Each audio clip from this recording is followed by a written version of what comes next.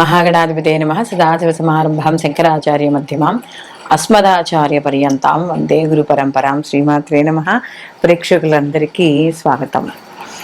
మాస ఫలితాలు 2024 సంవత్సరానికి సంబంధించి మనం ఏప్రిల్ నెల మాస ఫలితాలు తెలుసుకుందాం. అయితే మనకి ఈ నవగ్రహ సంచారాన్ని అనుసరించి ద్వాదశ రాశుల వారికి అసలు వీళ్ళకి శుభాశుభ ఫలితాలు ఏ విధంగా ఉంటాయనే విషయాన్ని తెలుసుకోబోయే ముందర అసలు ముందుగా ఈ మాసంలో చూసుకుంటే గ్రహ స్థితి ఎలా ఉంది అని చూసుకుంటే మేషరాశిలో గురువు యొక్క సంచారము, అలాగే గురువుతో పాటు బుధుడి యొక్క సంచారం. బుధుడు వక్రీకరించి ఈయన అంటే మీనం వైపుకి ప్రయాణం చేయడం అనేది జరుగుతోంది. అలాగే మనకి రాహు వచ్చి మీనరాశిలో సంచారము, కేతువు వచ్చి కన్యారాశిలో సంచారము, శని భగవానుడు వచ్చి మనకి కుంభరాశిలో సంచారం, అలాగే శనితో పాటుగా ఇక్కడ కుజుడు కూడా మనకి సంచారం చేయడం అనేది జరుగుతుంది. ఈ కుజుడు ఏప్రిల్ 24వ తేదీ వరకు కూడా మనకి ఈయన శని భగవానుడితో కలిసి ప్రయాణం చేయడం అనేది జరుగుతుంది. తదనంతరం ఈయన మీనరాశిలోకి మార్పు చెందుతాడు. అలాగే రవి కూడా ఏప్రిల్ 14న మీనంలోంచి మేషంలోకి అంటే తన ఉచ్చక్షేత్రంలోకి ఈయన ఏదైతే సంచారం ఉందో అది జరుగుతుంది. అలాగే శుక్రుడు కూడా ఇప్పటి వరకు ఆయన ఉచ్చస్థితిలో ఉన్న ఆయన కూడా ఏప్రిల్ 25వ తారీఖున మీనంలోంచి మేషంలోకి సంచారం చేయడం అనేది జరుగుతోంది. అలాగే ఇక్కడ చంద్రుడు కానీ చూసుకుంటే ఈ మాస ప్రారంభంలో ఈయన ధనుస్సు రాశి నుండి అంటే మూలా నక్షత్రమే ధనుస్సు రాశి నుండి ఈయన యొక్క ప్రయాణం అనేది ఈ మాసం ఈయన మొదలు పెట్టుకోవడం అనేది జరుగుతోంది. కాబట్టి ఇప్పుడు మనం చెప్పుకున్నదంతా కూడా గ్రహస్థితి. ఈ మాసంలో ఈ గ్రహాల యొక్క స్థితిగతులను బట్టి వీళ్ళకి శుభాశుభ ఫలితాలు ఏ విధంగా ఉంటాయి అనే విషయాన్ని తెలుసుకుందాం.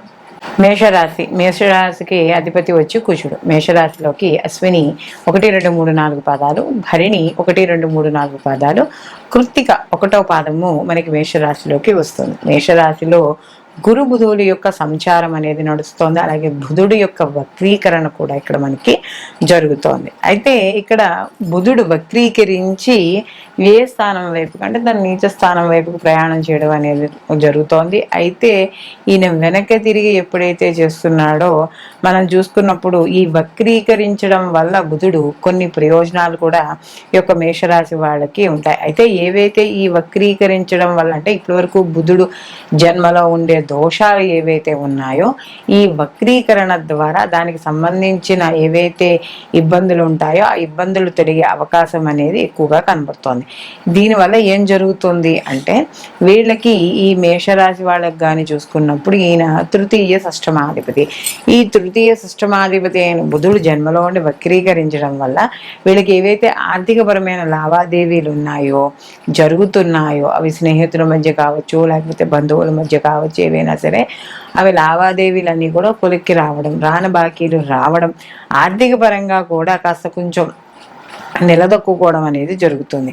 అలాగే ఇక్కడ ద్వితీయాధిపతి శుక్రుడు కూడా రాహుతో కలిసి ఆయన ఉచ్చ క్షేత్రంలో ఆయన సంచారం చేయడం అనేది జరుగుతోంది. అయితే ఇక్కడ రవితో కలిపి ఈయన కంపోస్ట్ అవుతాడు. కాబట్టి కొంత మనకి శుక్రమౌఢ్యమి అని మనం చెప్తూ ఉంటాం కదా, అలాంటివి ఇక్కడ ఏర్పడతాయి. అయితే ఇక్కడ ద్వితీయాధిపతి ఎప్పుడైతే ఉచ్చస్థానంలో ఉండి ఉచ్చస్థానము వ్యయ స్థానము కూడా ఆయనకి అదే అయింది. కాబట్టి వ్యయ స్థానం సాధారణంగా మనం ఏం చెప్తాము, ఈ యొక్క స్థానచలనాలు, దూర ప్రయాణాలు, హాస్పిటలైజేషన్ ఇలా దీనికి సంబంధించినవన్నీ చెప్తాం. కాబట్టి వీళ్ళకి ఎక్కువగా విదేశీయానము, అలాగే విదేశానికి సంబంధించిన ధనము లేదా విదేశాలతో లావాదేవీలు ఇలాంటివి ఎక్కువగా కనబడుతూ ఉండడం అనేది జరుగుతుంది.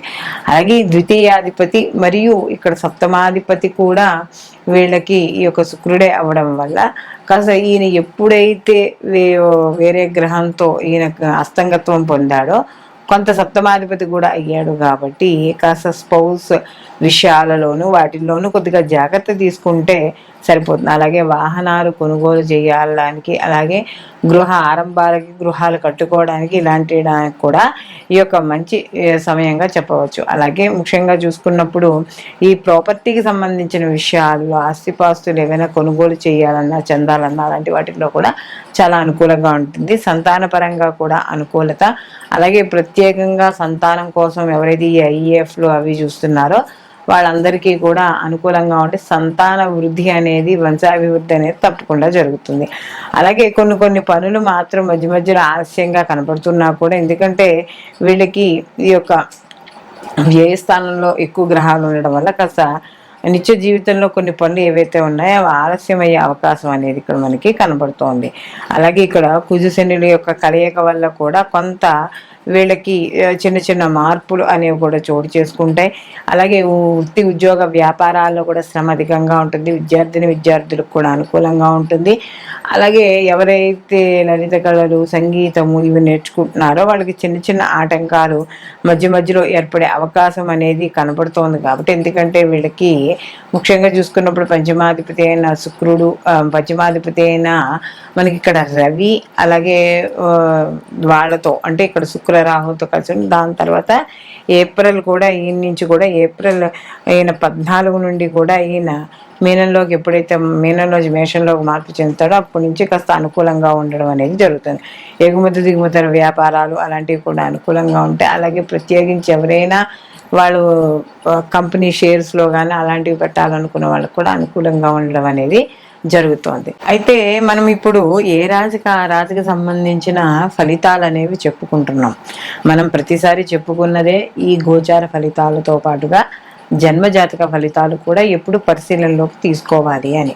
కారణం దేనికంటే ఒక్కోసారి గోచారంలో అంటే మన జన్మజాతకంలో ఉన్న గ్రహస్థితిలే మనకి గోచారంలో కూడా కనపడడం అనేది జరుగుతూ ఉంటుంది.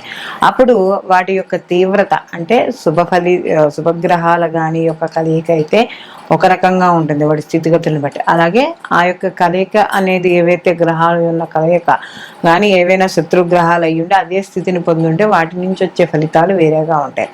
కాబట్టి ఈ శుభాశుభ ఫలితాలు ఏవైతే ఉన్నాయో వాటిని చూసుకోవాలనుకున్నప్పుడు కంపల్సరీగా ఈ గోచార ఫలితాలతో పాటుగా జన్మజాతక ఫలితాలు కూడా తెలుసుకోవాలి. తద్వారా వాటికి కావాల్సినవి ఏవైనా పరిహారాలు ఏమైనా ఉంటే అవి చేసుకుని మనం ముందుకు వెళ్ళడం ద్వారా మనం పనిలో సక్సెస్ అవుతాం. అయితే ఇక్కడ ఈ ప్రత్యేకంగా ఇప్పుడు మాత్రం మనం చూసుకున్నప్పుడు ఎలా ఉంటుందంటే కొన్ని గ్రహాలు కంబస్ట్ అయి ఉంటాయి, అంటే కలిసి ఉంటాయి. ఈ కలిసి ఉండడం వల్ల ఏమవుతుంది అంటే గోచార ఫలితాల్లో ఒక్కోసారి తీవ్రమైన మార్పులు రావడం అనేది జరుగుతుంది. ఎలా అని కానీ చూసుకున్నప్పుడు ఏవైనా కొన్ని పాపగ్రహాలు అంటే లేదా శత్రుగ్రహాలు 2 గ్రహాలు కలిసినప్పుడు 2 లేక అంతకంటే ఎక్కువ గ్రహాలు అవి కలిసి ఒక రాశిలో ఉన్నప్పుడు ఆ రాశి నుండి అంటే వాళ్ళకి మొత్తం 12 రాశుల వారికి కూడా వాళ్ళ జన్మరాశి నుండి ఆ గ్రహాలు ఉండే స్థితిని బట్టి వాళ్ళకి మంచి చెడు సంబంధించి శుభ అశుభ ఫలితాలు పొందడం అనేది జరుగుతుంది. ప్రస్తుతానికి మనం ఇప్పుడు కానీ చూసుకుంటే ఈ మాసాల్లో చూసుకుంటే ఈ శని భగవానుడు అలాగే రవి లేకపోతే మనకి కుజ శనులు, కుజ రవులు లేదా కుజ రాహువులు అలాగే రవి రాహువులు ఈ కలయిక ఏదైతే ఉందో ఇది కొంత అంటే కొంత సమాజంలో కావచ్చు, కొంత వ్యక్తిగతంగా కావచ్చు, కొంత వ్యతిరేక ఫలితాలను ఇవ్వడం అనేది జరుగుతోంది. అంటే కాస్త తెలియని అంటే ఎక్కువగా యాక్సిడెంట్స్ అవ్వడం కానీ లేకపోతే గొడవలు అవ్వడం కానీ అల్లర్లు జరగడం కానీ ఏదో రకంగా ఇలా దేశంలో ఏదో ఒక మూల కావచ్చు, లేకపోతే వ్యక్తిగత జాతకాల్లో చూసుకున్నప్పుడు గోచార ప్రకారంగా కూడా కొంత వాళ్ళకి ఈ ఇంట్లో కావచ్చు లేకపోతే ఏదైనా వాళ్ళు చేసే వ్యాపార సంస్థల్లో కావచ్చు ఇలా కాస్త మానసిక అశాంతి అనేది ఏర్పడుతూ ఉంటుంది అనేది మనకి ఇక్కడ కనపడుతోంది. కాబట్టి ఇక్కడ ఈ గోచార ఫలితాలతో పాటు జన్మజాతక ఫలితాలు అలాగే గోచారంలో కూడా ఉన్న మిగతా గ్రహాల యొక్క స్థితి ఏమిటి, ఏదైనా పాప స్థితుల్లో కానీ ఉంటే అసలు ఎటువంటి పరిహారాలు చేసుకోవాలి ఏమిటి అనేది కూడా మనకి ఈ వీడియో ద్వారా ఏ రాశి వాళ్ళకి ఆ రాశి వాళ్ళకి చెప్పడం అనేది జరిగింది. కాబట్టి అవి చూసుకోవడం ద్వారా కొంత ఇప్పుడు ఏవైతే ప్రతికూల ఫలితాలు ఉన్నాయో అవి దాటుకుని అనుకూలమైన ఫలితాలు మీరు పొందడం అనేది ఇక్కడ జరగడం ఉంటుంది. కాబట్టి అందరూ కూడా ఈ పరిహారాల్ని తప్పనిసరిగా పాటించుకోవడం ద్వారా మంచి అంటే ఏదైతే మనకు ప్రతికూల ఫలితాలు ఉన్నాయో ప్రతికూల ఫలితాలు తగ్గడం అనేది ఖచ్చితంగా జరుగుతుంది. సర్వే జన సుఖినో భవంతు, లోకా సంస్థ సుఖినో భవంతు.